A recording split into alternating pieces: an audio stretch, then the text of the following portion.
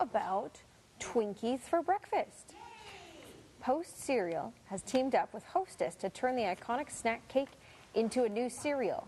It replicates the taste and familiar shape of the golden-colored snack cake. Twinkie fans can find the new cereal on grocery store shelves in the U.S. starting in late December. Leslie, I can imagine what Andrea is going to say about this one. Oh, Andrea is very in favor of Twinkies for breakfast. I'm not seeing them on the table right now, Andrea, but I feel like you would be in favor of sugary treats for breakfast. Or you would be talking about balancing your meals so that you can really fight those hunger pangs. I am one of those people that is hungry all day long. It's a challenge for a lot of people. It's a challenge, and it makes you hoover up anything that is within range of your hands.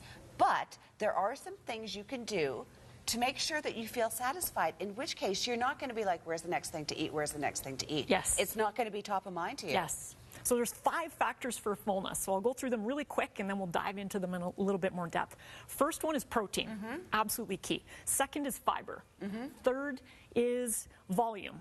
Fourth is temperature in terms of warmth. And number 5 is what I call the satisfaction factor. So let's dive into a little bit more on this. So I've got protein here. You bet. So important. Super important. Protein slows down physical digestion in your meal, and so without it, we find that, for example, if you just had toast for breakfast, it's only going to last you about an hour or two. So adding some protein in sustains that overall fullness factor, which we're looking for. So you're feeling fuller, and you're feeling fuller longer. Yes. Okay. Yes. Second sort of piece, I'll move you over to the other side of our table here, is volume and fiber is where you're going to find all the good stuff here when we talk about fruits and veggies. You know, dietitians are always talking about put more fruits and veggies in your meals, and what we know from a fullness perspective, people think, well, they're not really that satiating, but they are from a volume perspective. So for example, an entire head of cauliflower has very little calories in it overall. So it fills up the physical stomach volume, which is what we're after. So you can eat a whack of them and without shooting your calories high, but you're going to feel it internally. You're going to be more satisfied. You bet. And they're loaded with good fiber. And fiber, again, slows down physical digestion. So for example, an apple will keep you fuller than applesauce. And applesauce will be more satiating than apple juice because we've stripped more fiber out of it. Okay, so go for the full fiber impact. You bet. It's going to keep you fuller longer.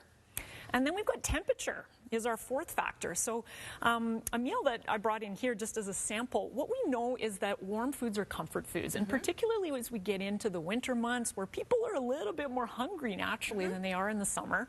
Because we have to, against the elements, we have to bulk up against the elements.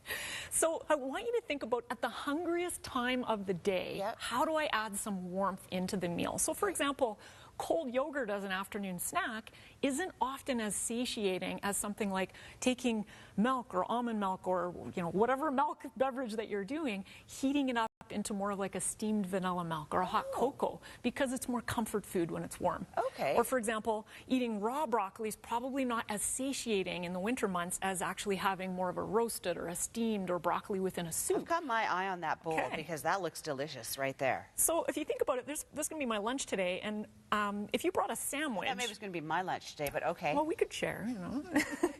So if you think about a sandwich that would have 2 pieces of bread and the chicken in there and raw veggies on the side, for the same amount of calories, you could put it into a broth. And all I've got here is like throw in some beef broth, some soy sauce, some sriracha if you like it spicy.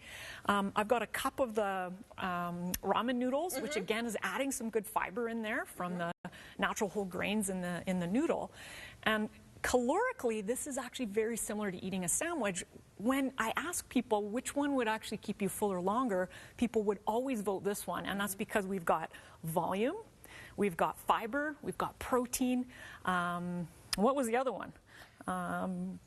Protein, fiber, volume, and warmth because of the soup nature. So really thinking about that about the warm factor. Well, do a test for yourself and see what you think. Again, oatmeal in the morning, probably more satiating than a cold breakfast cereal. So adding in those warm foods can really help. Okay. So I want to tell you about my favorite one, though, number 5. Okay, quickie on number 5. Which is the satisfaction factor. So what I find when we're educating people about nutrition and they're struggling with hunger, or maybe as they've gotten older, their calorie levels are dropping, yet we're trying to keep them full, is that they need to think about the satisfaction factor. And that is, at the end of a meal, checking in with your body mindfully and saying, am I feeling satiated? Because what ends up happening if you cut it too small is that your brain doesn't forget this, and it will obsess and worry about food for the upcoming hours and days. Totally me.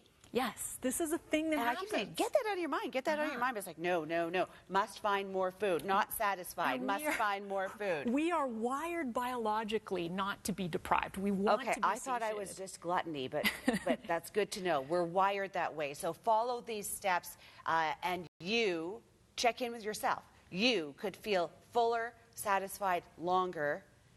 Choosing the right foods is key as well. Thank you, Andrea. You're welcome. Andrea's got a ton of information on our website, healthstandnutrition.com. You can check that out. Spend any time in Calgary's roads, you probably have an opinion about our drivers and our traffic. We'll tell you what an international